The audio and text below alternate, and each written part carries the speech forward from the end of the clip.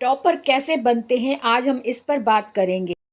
बच्चों, आज मैं आपसे बात करूंगी कि टॉपर कैसे पढ़ते हैं, इसकी जो उनकी खूबियां होती हैं वो उस पर मैं आपका ध्यान दिलाना चाहती हूँ। टॉपर कैसे पढ़ते हैं, वो हर दिन को एक चुनौती की तरह स्वीकार करते हैं। टॉपर जितने बच्चे टॉपर होते हैं वो हर रोज़ का टारगेट तैयार करते हैं और उसी दिन पूरा करते हैं। अपने टारगेट को ऐसे पूरा करते हैं कि बस आज ही का दिन है, उसके बाद समय नहीं मिलेगा। समर्पित भाव से पढ़ते हैं, बस यही पल है ये सोच कर पढ़ते हैं कि अगर यह पल चला गया तो हाथ कुछ नहीं आएगा। इस कार्य को सिर्फ आप ही पूरा कर सकते हैं, ये जिम्मेदारी वो अपने ऊपर लेते हैं क्योंकि आप ही को इसका लाभ मिलने वाला है, ये सोच कर वो पढ़ते हैं।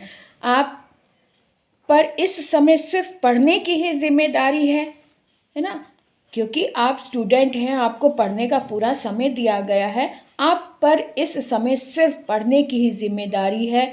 इस जिम्मेदारी को आप पूरी ईमानदारी से निभाएं, ये सोच कर वो भी पढ़ते हैं कि ये हमारा ही कार्य है, ये सिर्फ हमने ही पढ़ना है, हमारे ही कार्य आने वाली है, लाभ मिलने वाला है। यही जिम्मेदारी आपको अमिताभ बच्चन, मुकेश अंबानी या टाटा बिरला बनाने में सहायक होगी। अपने मन में आपने भी कोई सपना तो सोचा ही होगा ना, तो उस सपने के बारे में सोचो। अगर आपने आज आलस कर लिया तो आप ना तो अमिताभ बच्चन की तरह आज इतने प्रतिभाशाली और मुकेश अंबानी, टाटा बिरला जिनका इतना नाम है, तो उनके बराबर, उनके तरह से आपका भी नाम इन नामों में शामिल हो, तो ये जिम्मेदारी सिर्फ आप ही की है। तभी आप इन जैसे बन पाओगे या इनके जैसा अपना कोई रुतबा बना पाओगे। जो भी सपना आपका है, उस सपने के बारे में सोचो। क्या आप अपना सपना पूरा कर पाएंगे पढ़ाई के बिना? ये सोच कर आप पढ़ाई करो। ये ज़िंदगी मिलेगी ना दोबारा, ये ज़िंदगी ना मिलेगी दोबारा। आपने मूवी भी देखी होगी। तो ये सोचकर पढ़ाई करो कि अगर ये समय निकल गया हाथ से तो ये समय दोबारा नहीं आने वाला, क्योंकि ज़िंदगी तो एक ही होती है, फिर पता नहीं मिलेगी कि नहीं मिलेगी दोबारा, किसने देखा है। तो ये सोच कर पढ़ो कि ये ज़िंदगी दोबारा नहीं मिलेगी, बस यही जो पल है, बस यही पल है, इसी में गुजारा करना, इसी को हमने जीना है। अगर आज का दिन हाथ से निकल गया तो दूसरे सफल साथियों को देखकर कहेंगे, काश थोड़ी मेहनत और कर ली होती। ये समय नहीं आना चाहिए कि ये कहने की नौबत ही ना आए कि काश थोड़ी मेहनत और कर ली होती। नहीं, ये कहने की नौबत ही ना आए, इसलिए आज ही को आखिरी दिन समझ कर पढ़ लो, है ना। नहीं तो हम क्या कहेंगे, दूसरे सफल साथियों को देखकर कहेंगे, काश थोड़ी मेहनत और कर ली होती, काश तब आलस को थोड़ा डांट दिया होता।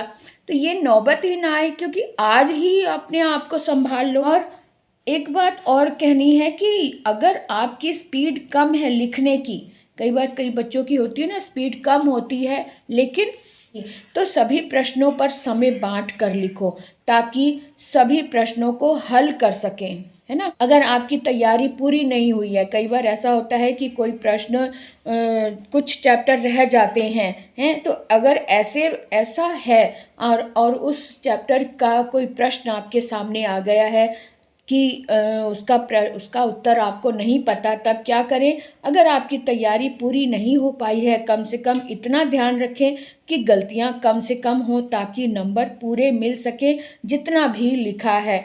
विकल्पीय प्रश्नों को ध्यान से पढ़ो और ध्यान से हल करो।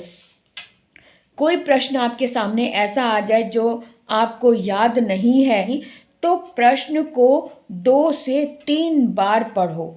ये मैं बार बार हर वीडियो में आजकल मैं बता रही हूँ कि अगर कोई प्रश्न आपके सामने ऐसा आ गया है जो आपको याद नहीं है, तो प्रश्न को 2 से 3 बार पढ़ो।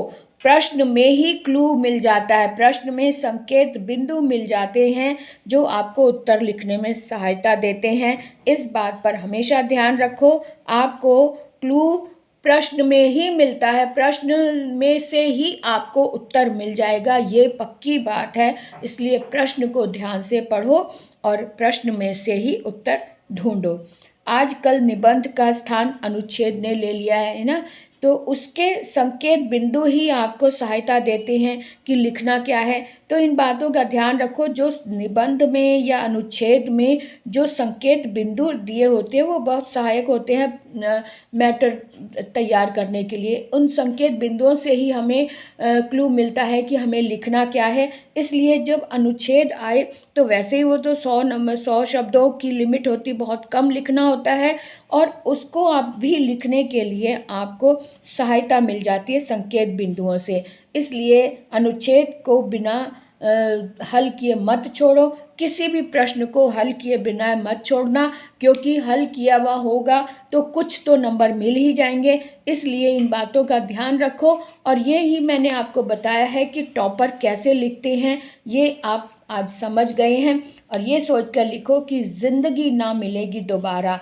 टॉपर कैसे लिखते हैं तो मैं ये कहूँगी कि वो ये सोच कर लिखते हैं कि ये ज़िंदगी ना मिलेगी दोबारा, जो पल है बस यही है, इसी में ज़िंदगी गुजार लो, ये सोच कर वो पढ़ते हैं। तो आप भी ये आज़मा लो, अपने आप में ये सोच लो कि आप भी टॉपर हैं और आप भी टॉपर की तरह पढ़ाई कर रहे हैं।